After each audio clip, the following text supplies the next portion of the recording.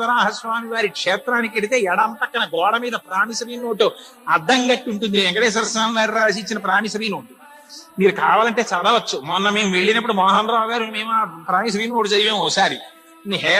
కేవలం వీనామ సంవత్సర చైత్ర శుద్ధ దశమి ఫలానా వారం నాడు ఇదిగో ఈ అశ్వత్థ వృక్షం కింద నిలబడి 14 లక్షల రామచంద్రమూర్తి ముద్రలో కలిగినటువంటి బంగారు కాసుల్ని ప్రతి నెల ప్రతి 100 కాసులకి 1 కాసు వడ్డీ ఇచ్చేట్టు ఇక్కడికి కొత్తగా పట్టుకున్నాం, ఇక్కడి నుంచి ఏది ఎక్కువ పట్టుకెళ్ళిపోం, యుగాంతం అయిపోయిన తర్వాత అసలు తీర్చేసేటట్టు ప్రామిసరీ నోటు రాసిస్తున్నాను, డబ్బు ఇమ్మన్నారు.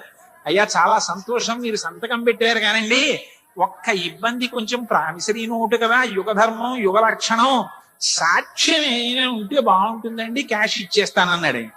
అంటే అమ్మో నాకు మళ్ళీ సాక్ష్యమా అన్నారు. తప్పదండి మరి ఏమనుకోకండి అన్నారు. కొడుకు వంక చూశారు, చేతులు